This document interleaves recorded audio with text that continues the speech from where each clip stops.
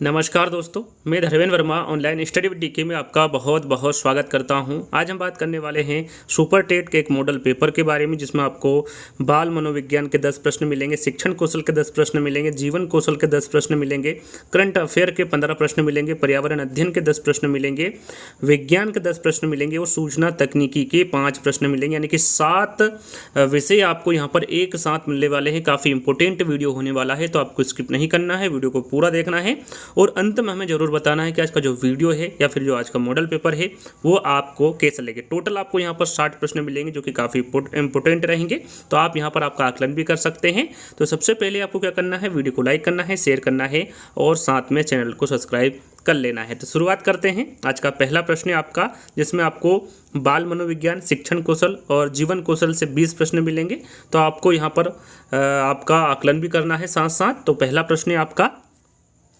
इनमें से कौन सा एक दूरस्थ शिक्षा का अन्य नाम नहीं। यहाँ पर देखिए, दूरस्थ शिक्षा का अन्य नाम कौन सा नहीं है, ये आपको बताना है। मुक्त अधिगम, बाहरी अध्ययन, सह शिक्षा या फिर पत्राचार शिक्षा। तो यहाँ पर मुक्त अधिगम, बाहरी अध्ययन और पत्राचार शिक्षा, ये तीनों ही दूरस्थ शिक्षा के नाम है, लेकिन जो सह शिक्षा है ये दूरस्थ शिक्षा का नाम नहीं है। तो राइट आंसर आपका यहाँ पर क्या होगा, तीसरा वाला। चलिए अगले प्रश्न की ओर बढ़ेंगे। अगला प्रश्न है आपका, विशिष्ट ऐसा व्यक्ति है जिसकी शारीरिक, मानसिक, बुद्धि, इंद्रिय, मांसपेशियों की क्षमता अनोखी हो। यह कथन, यहाँ पर देखिए एक कथन दिया हुआ है, ये किसका है पूछा गया है, फिर से दोहरा लेते हैं। विशिष्ट ऐसा व्यक्ति है जिसकी शारीरिक, मानसिक, बुद्धि, इंद्रिय, मांसपेशियों की क्षमताएं अनोखी हो। यह कथन किसका है, क्रो एंड क्रो का है, हिवर्ड का है, क्रिक का है या फिर हैवेट एंड फोर्नेस का है। तो यहाँ पर जो दिया गया कथन है ये क्रो एंड क्रो का कथन है। तीसरा प्रश्न, छात्रों के प्रारंभिक ज्ञान का मूल्यांकन किया जाता है। आंकलिक मूल्यांकन में किया जाता है, रचनात्मक मूल्यांकन में किया जाता है, मौखिक मूल्यांकन में किया जाता है या फिर दक्षता मूल्यांकन में किया जाता है। तो याद रखिएगा, छात्रों के प्रारंभिक ज्ञान का जो मूल्यांकन है ये मौखिक मूल्यांकन में किया जाता है। कहाँ पर होता है, मौखिक मूल्यांकन में होता है। चौथा प्रश्न, राज्य शैक्षिक अनुसंधान और प्रशिक्षण परिषद का जो मुख्यालय है ये कहाँ पर स्थित है। इलाहाबाद में है, वाराणसी में है, लखनऊ में है या फिर मेरठ में है। राइट आंसर आपका होगा लखनऊ में। याद रखिएगा, जो राज्य शैक्षिक अनुसंधान और प्रशिक्षण परिषद का जो मुख्यालय होगा ये कहाँ पर स्थित होगा, लखनऊ में होगा। पठन की संपर्क विधि जिसमें चित्र, खिलौने, वस्तुओं आदि का प्रयोग किया जाता है किसके द्वारा प्रचारित की गई है। फ्रोबेल द्वारा, मोंटेसरी द्वारा, आर्मस्ट्रॉन्ग द्वारा या फिर रास द्वारा। इंपॉर्टेंट प्रश्न है, आपको पता होना चाहिए। राइट आंसर आपका होगा मोंटेसरी द्वारा। ये किसके द्वारा प्रचारित की गई है, तो मोंटेसरी द्वारा प्रचारित की गई है। व्यक्तित्व उन मनोशारीरिक अवस्थाओं का गत्यात्मक संगठन है जो किसी व्यक्ति का उसके पर्यावरण के साथ अनूठा समायोजन स्थापित करता है। यहाँ पर जो परिभाषा दी गई है इसके बारे में पूछा गया है, किसके द्वारा दी गई है, मन, ड्रीवर, आल्पोर्ट या फिर मार्टिन प्रिंस। तो यहाँ पर आपका सही आंसर होगा आल्पोर्ट, गार्डन आल्पोर्ट द्वारा यहाँ जो परिभाषा है ये दी गई है। तो तीसरा वाला विकल्प आपका सही होगा। अस्तित्व के लिए संघर्ष एवं योग्यता की विजय सिद्धांत के प्रतिपादक थे। यहाँ पर देखिए, अस्तित्व के लिए संघर्ष एवं योग्यता की विजय सिद्धांत के प्रतिपादक के बारे में पूछा गया है। कौन थे, रूसो, फ्रायड, डार्विन या फिर एडलर। यहाँ पर आपका सही आंसर होगा डार्विन। याद रखिएगा, अस्तित्व के लिए संघर्ष एवं योग्यता की विजय सिद्धांत के जो प्रतिपादक थे वो कौन होंगे, डार्विन होंगे। सृजनात्मक व्यक्ति की अनिवार्य विशेषता निम्नलिखित में से कौन सी नहीं हो सकती। यहाँ पर देखिए, नेगेटिव प्रश्न पूछा गया है, कौन सी नहीं हो सकती। तो यहाँ पर मैं आपको बता दूँ, जटिलता पसंद, स्वतंत्र निर्णय और स्वाग्राही, साथ में रचनात्मक, मौलिकता, लचीलापन, ये सभी किसकी विशेषता है, सृजनात्मक व्यक्ति की विशेषता है। यहाँ पर जो नियम का पालन है ये सृजनात्मक व्यक्ति की विशेषता नहीं है। तो यहाँ पर नेगेटिव प्रश्न पूछा गया था, तो राइट आंसर आपका क्या होगा, नियम का पालन। अगला प्रश्न है 9वां, निम्नलिखित में से कौन सा तत्व शिक्षण को प्रभावित नहीं करता। यहाँ पर भी नेगेटिव प्रश्न पूछा गया है, निम्नलिखित में से कौन सा तत्व शिक्षण को प्रभावित नहीं करता है। शिक्षण का ज्ञान, कक्षा की ऐसी गतिविधियाँ जो सीखने को प्रोत्साहित करती है, शिक्षकों और विद्यार्थियों की सामाजिक आर्थिक पृष्ठभूमि या फिर अनुभव द्वारा सीखना। तो राइट आंसर आपका होगा शिक्षकों द्वारा विद्यार्थियों की सामाजिक आर्थिक पृष्ठभूमि, ये शिक्षण को प्रभावित नहीं करता है। तो राइट आंसर आपका तीसरा वाला होगा।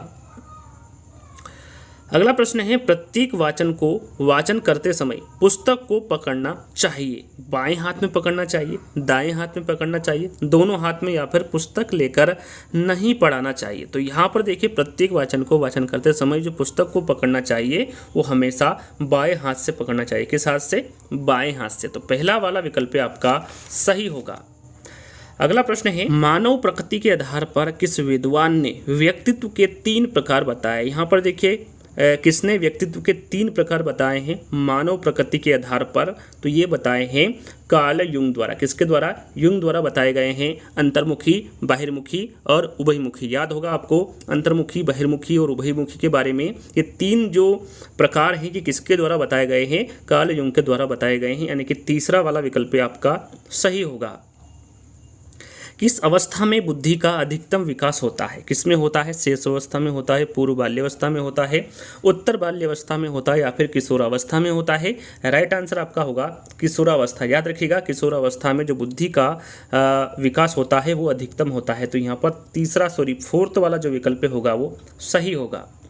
व्याख्यान देते समय यदि कक्षा में कोई विघ्न बाधा हो तो शिक्षक को निम्नलिखित में से क्या करना चाहिए? कुछ देर के लिए चुप हो जाए और फिर शुरू कर दें, जो बाधा डाल रहे हो उसे दंडित करे, जो बाधा डाल रहे हो उन्हें सीखने के लिए प्रेरित करे, या फिर कक्षा में जो कुछ हो रहा है उसके बारे में कोई परवाह ना करे। क्या करना चाहिए? राइट आंसर आपका होगा जो बाधा डाल रहे हो उन्हें सीखने के लिए प्रेरित करना चाहिए। तो यहाँ पर तीसरा वाला विकल्प आपका सही होगा।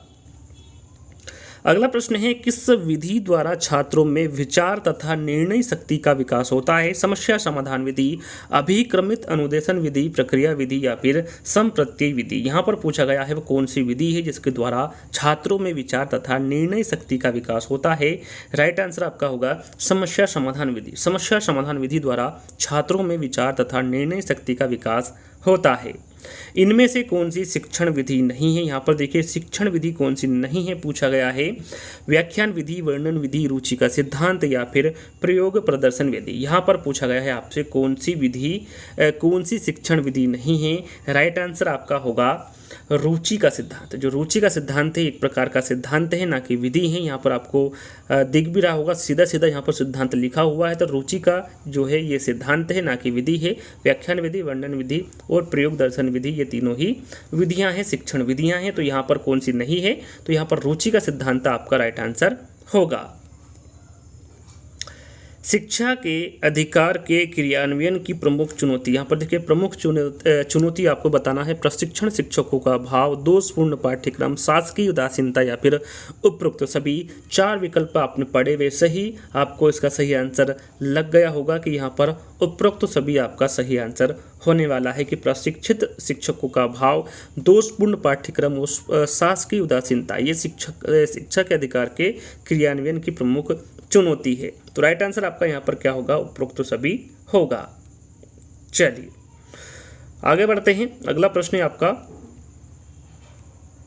शिक्षण अधिगम सामग्री के रूप में त्रिआयामी प्रकृतियों का प्रयोग किन बालकों के शिक्षण के लिए किया जाता है? श्रवण बाधित, दृष्टि बाधित, वाक बाधित, या फिर अस्थि बाधित? काफ़ी इंपॉर्टेंट प्रश्न है, आपको जानकारी होना चाहिए इस प्रश्न की। राइट आंसर आपका होगा यहाँ पर दृष्टि बाधित। शिक्षण अधिगम सामग्री के रूप में त्रिआयामी प्रकृतियों का प्रयोग ये दृष्टि बाधित बालकों के शिक्षण के लिए किया जाता है। बी वाला विकल्प आपका सही होगा। एनसीएफ 2005 के अनुसार सीखने संबंधी सर्वोत्तम परिणाम प्राप्त करने की कुंजी है, प्रयोग है, सहभागिता है, भ्रमण है, या फिर योग्यता है?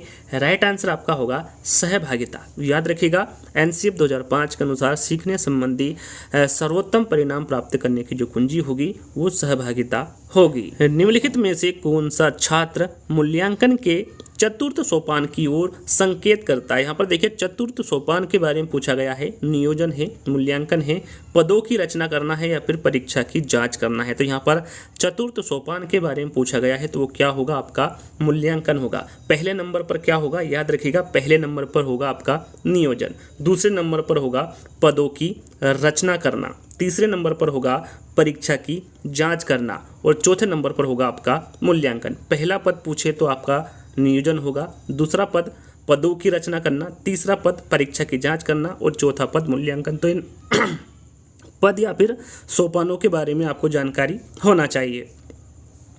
चलिए यहाँ पर 20वां प्रश्न है सॉरी, सर्वप्रथम व्यक्तित्व के 4 अर्थ किसने बताए। यहाँ पर देखिए सर्वप्रथम व्यक्तित्व के 4 अर्थ किसके द्वारा बताए गए हैं।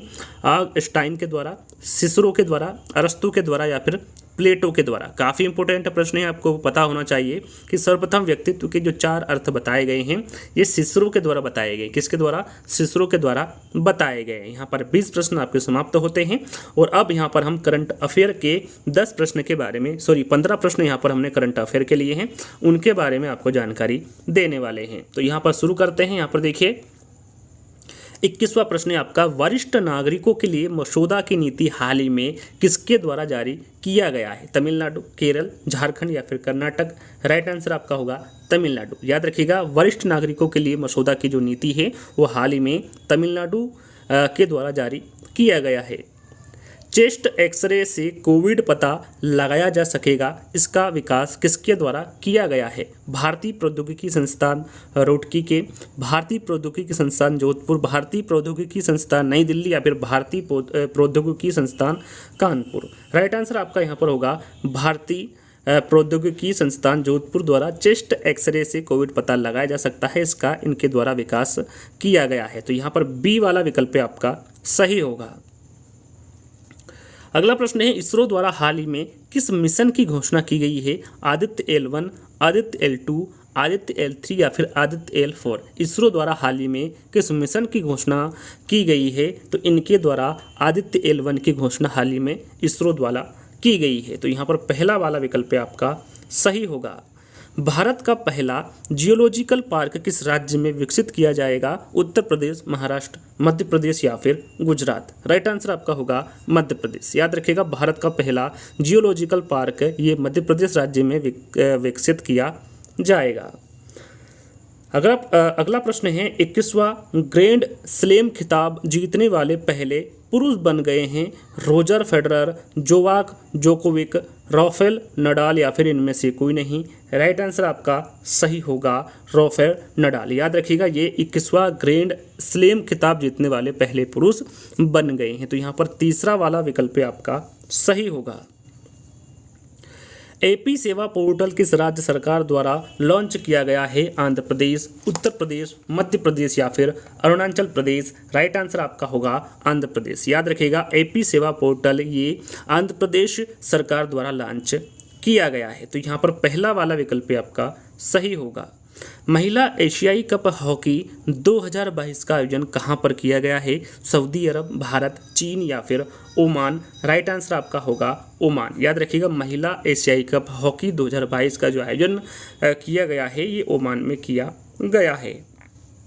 विश्व कुष्ठ दिवस 2022 कब मनाया गया है। यहाँ पर देखिए, विश्व कुष्ठ दिवस के बारे में बताना है आपको। 2022 में कब मनाया गया है। 25 जनवरी, 30 जनवरी, 31 जनवरी या फिर 28 जनवरी। सही आंसर होगा 30 जनवरी। याद रखिएगा, विश्व कुष्ठ दिवस 2022 ये 30 जनवरी को मनाया गया है। पॉप्स किसके द्वारा लॉन्च किया गया है। फोन पे, गूगल पे, पेटीएम या फिर आरबीआई। याद रखिएगा, इंपॉर्टेंट प्रश्न है। सही आंसर होगा पेटीएम। जो पॉप्स है ये पेटीएम द्वारा लॉन्च किया गया है। 30 जनवरी 2022 को शहीद दिवस मनाया गया है। 74वां, 73वां, 71वां या फिर 72वां। इंपॉर्टेंट प्रश्न है, याद रखिएगा। 30 जनवरी 2022 को जो शहीद दिवस है ये 74वां मनाया गया है। कौन सा? 74वां दिवस मनाया गया है।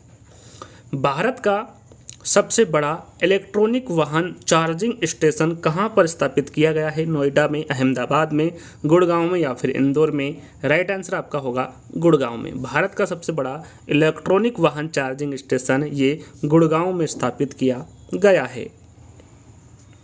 भ्रष्टाचार धारणा सूचकांक 2021 में प्रथम स्थान पर है। डेनमार्क है, न्यूजीलैंड है, फिनलैंड है या फिर उपरोक्त सभी। यहाँ पर भ्रष्टाचार धारणा सूचकांक 2021 में प्रथम स्थान के बारे में पूछा गया है। राइट आंसर आपका होगा उपरोक्त सभी, यानी कि डेनमार्क, न्यूजीलैंड और फिनलैंड ये तीनों ही भ्रष्टाचार धारणा सूचकांक 2021 में प्रथम स्थान पर है। तो उपरोक्त सभी आपका राइट आंसर होगा। विशिष्ट सेवा पदक हाल ही में किसे प्रदान किया गया है? अमिताभ बच्चन को, विराट कोहली को, नीरज चोपड़ा को या फिर मीराबाई चानू को? तो विशिष्ट सेवा पदक जो है ये नीरज चोपड़ा को हाल ही में प्रदान किया गया है। प्रधानमंत्री राष्ट्रीय बाल पुरस्कार 2022 कितने बच्चों को प्रदान किया गया है? 30, 27, 28 या फिर 29? तो याद रखिएगा, प्रधानमंत्री राष्ट्रीय बाल पुरस्कार 2022 है ये 29 बच्चों को प्रदान किया गया है। यहाँ पर कितने बच्चों को प्रदान किया गया है? 29 बच्चों को प्रदान किया गया है। राष्ट्रीय मतदाता दिवस प्रत्येक वर्ष कब मनाया जाता है? 25 जनवरी, 26 जनवरी, 27 जनवरी या फिर 28 जनवरी?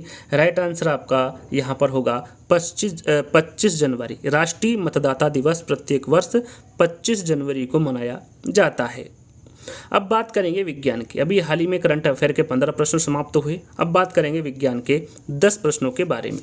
तो एनीमोमीटर किसका मापन करती है? यहाँ पर देखिए, या फिर माप करती है। एनीमोमीटर के बारे में पूछा गया है। प्रकाश की गति, वायु की गति, जल धारा की गति या फिर उपग्रह की गति? राइट आंसर आपका होगा यहाँ पर वायु की गति। एनीमोमीटर ये वायु की गति का मापन करती है, तो बी वाला विकल्प आपका सही होगा।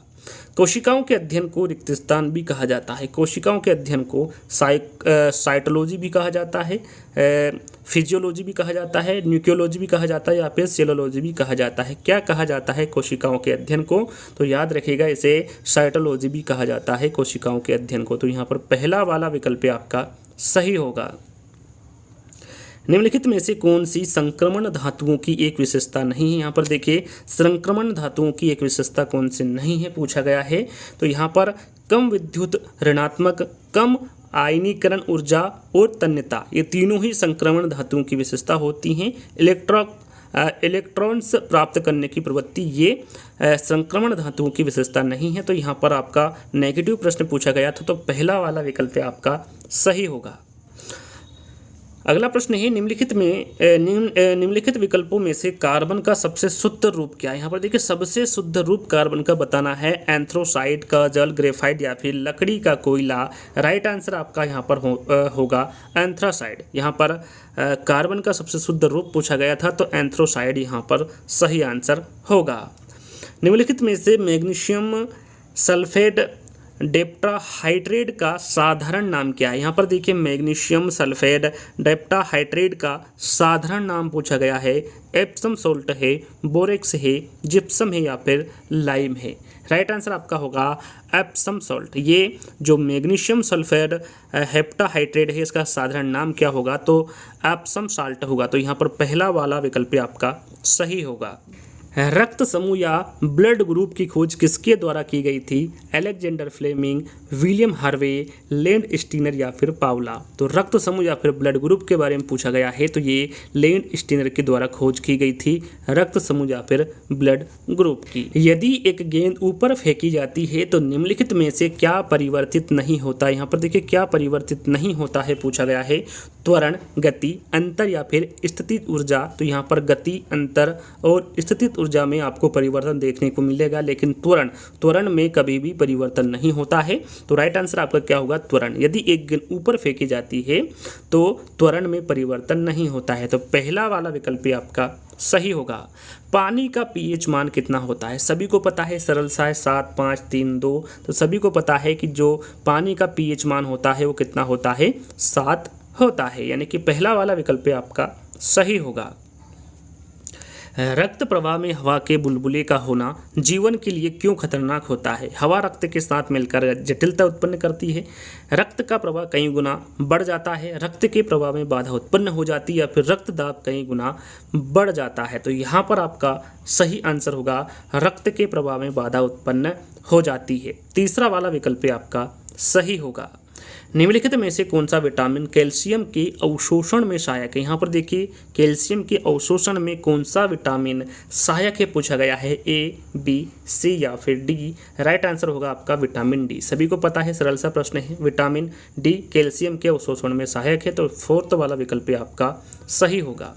10 प्रश्न आपके यहाँ पर विज्ञान के समाप्त हुए। अब पर्यावरण एवं सामाजिक अध्ययन के 10 प्रश्नों के बारे में आपको जानकारी देने वाले हैं। तो पहला प्रश्न आपका, संविधान सभा द्वारा भारतीय संविधान को स्वीकृत किया गया है 15 अगस्त 1947, 48, 49 या फिर 50। संविधान सभा द्वारा भारतीय संविधान को कब स्वीकृत किया गया है पूछा गया है। आपका सही आंसर होगा 26 नवंबर 1949। 26 नवंबर 1949 को स्वीकृत किया गया है संविधान सभा द्वारा भारतीय संविधान को।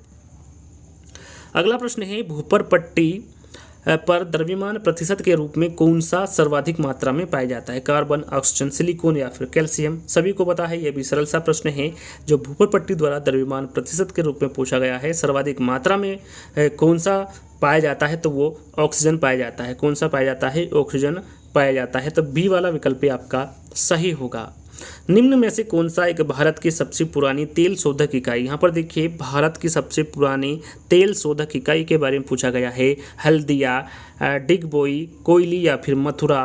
राइट आंसर आपका होगा डिगबोई। याद रखिएगा, जो डिगबोई है ये एक भारत की सबसे पुरानी तेल शोधक इकाई है। किस नदी का उद्गम स्थल भारत में नहीं है। यहाँ पर भारत में वो कौन सी नदी है जिसका उद्गम स्थल नहीं है। व्यास, चिनाब, रावी या फिर सतलज। तो यहाँ पर व्यास, चिनाब और रावी, ये जो तीनों नदी है, इनका जो उद्गम स्थल है ये भारत में है, लेकिन सतलज नदी का जो उद्गम स्थल है ये भारत में नहीं है। तो यहाँ पर डी वाला विकल्प आपका सही होगा।